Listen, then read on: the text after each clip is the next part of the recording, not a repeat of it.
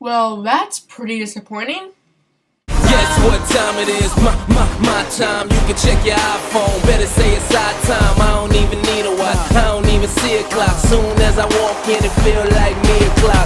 Yeah, me o'clock. Every time my checks, niggas don't measure up. Try to play the Pyrex. I'ma do it bigger than a 5X. Can't ride with a L, so I don't drive Lex. Game so bickery, so full of trickery. Nursery, rhyming. What's up, guys? Yankees run this town here, and Andy Pettitte is retiring. The Yankees announced it today. He's gonna have a press conference tomorrow at 10:30 a.m. in New York to make it official. And yeah, number 46 is hanging it up. It doesn't seem like he's a guy who would Brett Favre everyone, and that's actually a term now, and that should be a term. Brett Favre us and come back, and make everyone sad, and then he comes back, and then he's sad, and then and then he comes back, and then everyone's sad, and then he comes back. No, I think this is definitely it. At first, I just started reminiscing about his career. Like, I thought about, he did have an amazing career. Most postseason wins. I was able to win. I was at Game 6 of the World Series, and it was a great moment. Because I've always liked Andy Pettitte. He's just been one of my favorite pitchers. I was too young to really remember him when he was dominant in the 90s and the early 2000s. But when it came back, I started liking him a lot because that's when I was also learning a lot of Yankees history. And, I've watched Yankee Yankee classics, and yes, of him dominating in 98. His great World Series start in 03. He's had so many great postseason moments. And, I don't really want to reminisce about his career right now because, as I said, that's my initial thoughts when I went on Twitter on my iPhone and found out that he was retiring. And then, just like 5 minutes after that, reminiscing about what a great career he had, I got back to reality. The Yankees rotation is in disarray without Pettitte. It was in disarray without him. CC. Of course he's great, but there's always the injury bug, and as our Yankees said, if he gets injured, we're not even gonna win anything while he's recovering. I'm not saying he's going to, but this definitely does put a lot of pressure on him because he knows if he breaks down, Hughes, AJ Burnett, and Freddie Garcia and Ivan Nova will not be able to hold up the fort while CC's gone. And he's not injured. I'm just saying, you got to think about that now. The Yankees really have one real dominant pitcher. Hughes has evolved. If he's just a little bit better this year, he's going to win 20 games. He won 18 last year, and he was a little inconsistent. So that shows you how great he can be. He could have a great year, and the Yankees, he could emerge as, Roy Oswalt type ace, like last year on the Phillies. Roy Halladay's the ace, and Roy Oswalt is kind of the co-ace, Hughes, I don't think he's an ace yet, but I think he's going to have a good year.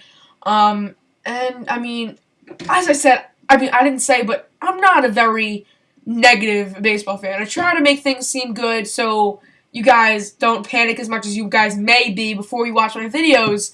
But you never know. Maybe AJ has been working on it. Maybe AJ is going to surprise us. Maybe he'll be the 18-game winner he was in Toronto in 08. Take 15 wins from him. 14. I'll take that.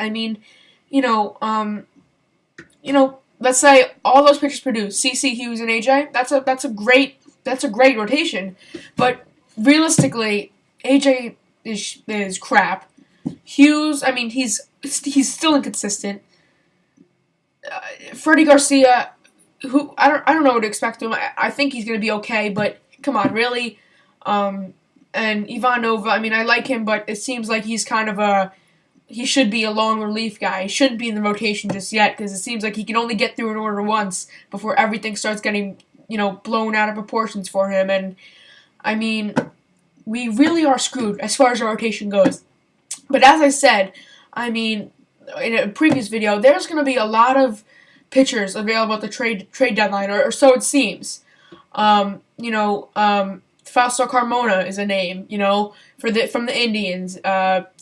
Maybe not as likely as other names, but Felix Hernandez. I mean, that would be an amazing deal, and I would be doing cartwheels. I will do them on webcam live, cartwheels, if I can do them. But I mean, if the Yankees got him, all of a sudden everyone's gonna be excited, and everyone's gonna. And I like how a lot of Met fans are like, whoa, what a horrible offseason you guys had. What a bummer. You guys aren't even gonna make the playoffs. Met fans, Mets aren't making the playoffs. The Mets got. Oh shoot! I completely forgot. They got Chris Capuano. They're gonna make the playoffs now. I'm sorry, Met fans. I'm really sorry. But I mean, yes, our rotation does suck. But you think about it. I mean, past the rotation, our team is unstoppable. The bullpen, locked down. Feliciano, Soriano, Rivera, Robertson's a great reliever as well.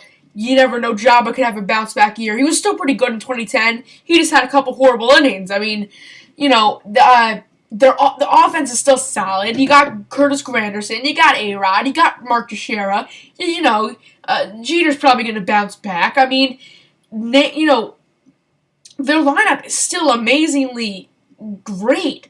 It's still up there as far as some of the best in the league. I mean, you could argue maybe the Red Sox are now a little bit better, but, that's another story for another day. But their bullpen lineup can compete with anyone.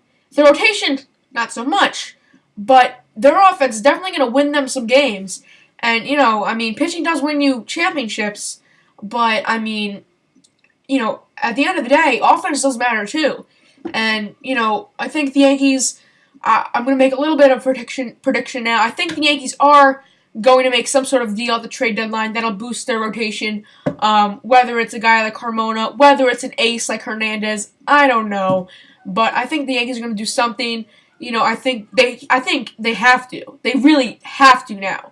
If they didn't get Cliff Lee, I mean, you're okay with it at the time, but because you considered Pettitte was coming back, but. Now that he's not, I mean, this team is probably a wild card contender right now. But did the Phillies go into 2010, thinking that they were going to be the NL champions? Well, maybe, but they had Roy Halladay. But did they get that much better with Roy Oswalt? You bet.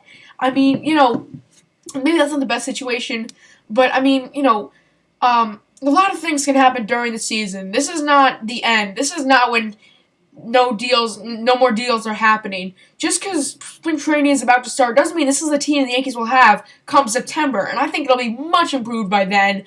I know I'm a baseball optimist. I'm not a really negative fan. But I do think this team can still make a run at the World Series.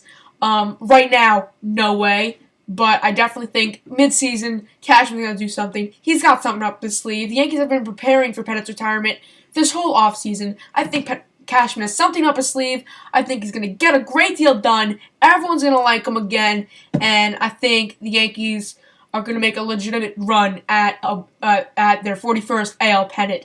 So, what do you guys think? I mean, I'm going to make a video really tipping my cap to Andy Pettitte, maybe later today. This is more examining the